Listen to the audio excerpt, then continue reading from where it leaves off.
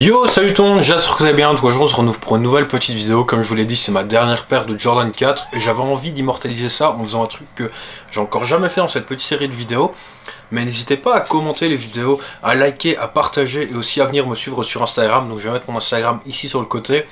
Ramener des gens simplement, qu'on augmente ce petit bateau dans lequel on va voyager ensemble sur la review de toutes mes paires. Ça me ferait plaisir que ça augmente et comme ça on peut venir discuter sur Insta ensemble, on peut faire des trucs cool. Donc voilà, n'hésitez pas, on va arrêter de blablater, on va tout de suite commencer la review de cette petite paire. Donc dernière paire de Jordan 4, pas des moindres, c'est quand même un gros classique.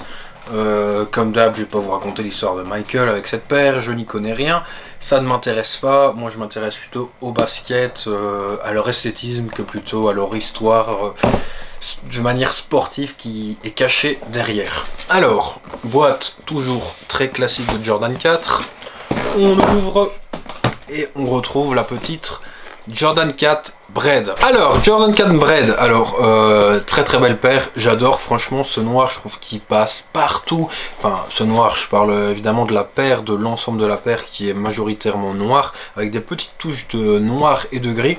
Franchement, ça passe partout. Pour vous parler de la matière, comme d'hab, je sais pas trop ce que c'est. C'est une matière assez douce, on dirait de la feutrine, mais sans ses poils. C'est dommage comme matière parce que c'est une matière qui tache et qui marque assez vite, mais très très confortable.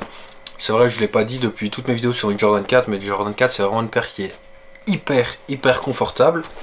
Donc voilà, Nike Air, t'as remarqué? Je kiffe, c'est vraiment pour moi un plus au niveau de l'achat quand il y a le tag Nike Air à l'arrière.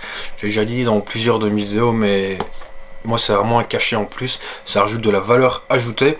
Même si d'un point de vue sportif ça ne m'intéresse que très peu, d'un point de vue OG, paire qui est sortie, ça ne m'apporte pas un affect en plus, mais c'est vraiment du point de vue esthétique de la paire que je préfère. Alors pour vous parler de la paire plus en détail, donc on a du noir qui fait l'ensemble de la paire, des petites touches de grise ici sur les attaches des lacets, ici sur la semelle. On a aussi un peu de blanc sur la semelle, mais c'est vraiment une petite touche. Je pense que s'il n'y avait pas le blanc, on n'aurait pas un si bel équilibre, mais c'est pas le blanc qui nous revient en premier. Mais ce qui est incroyable sur cette paire, qui fait vraiment un coloris de ouf, du moins personnellement je trouve, c'est les petites touches de rouge qu'on retrouve ici à l'arrière, à l'intérieur ici de la languette, et sur le Jumpman sur la languette d'un point de vue extérieur. Donc très cool, cette paire je l'ai chopée en même temps que ma Jordan 3 Black Salmon, si vous en souvenez. Donc ça date quand même d'il y a quelques jours, je peux comprendre que vous l'ayez oublié. Mais donc je l'avais acheté sur Vinted. Et j'avais fait aussi également une bonne affaire. Il me semble pas que je l'avais payé si cher que ça. Enfin si cher, c'est toujours assez subjectif de savoir qu'est-ce qui est cher et qu'est-ce qui n'est pas cher, mais il me semble que je l'avais pas payé beaucoup plus cher que le retail de base. Et il me semble que sa cote a augmenté parce que c'est vrai que derrière moi les Jordan 4 ont un prix qui s'est assez envolé avec les grosses collaborations. Donc c'est vrai, on a eu Travis, la Sashiko, la Off-White, les Union. Comme je vous ai présenté quand même beaucoup d'entre elles, sauf la Travis, je suis pas trop intéressé par Travis. Mais donc voilà, donc la cote a un petit peu augmenté, on va regarder ça tout de suite ensemble. Quel prix il faudra débourser pour trouver cette petite paire en DS en 9 US. Alors je vois que la dernière vente était de 366 € et la meilleure demande est de 400 €. Et si on fait une petite moyenne, ouais, 300... Allez, entre 365 € je veux dire, parce que c'est 366, 368, on n'est pas un euro près, donc 365 €.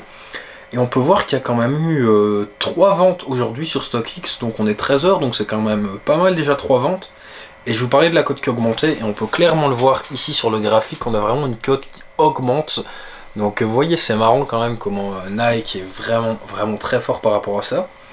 Et c'est quand même une augmentation de 120 €, donc c'est quand même pas négligeable sur des paires. Mais ouais, moi il me semble que, donc je l'ai acheté déjà porté, il me semble que je l'avais acheté 220 € je pense. Donc voilà, j'espère que cette petite vidéo vous aura plu. N'hésitez pas à me dire ce que vous pensez de la Jordan 4 Bread et de la Jordan 4 en général, parce qu'on a fini avec les Jordan 4 de mon côté. Donc j'attends vos avis en commentaire et on se retrouve très vite pour une prochaine vidéo. Bye!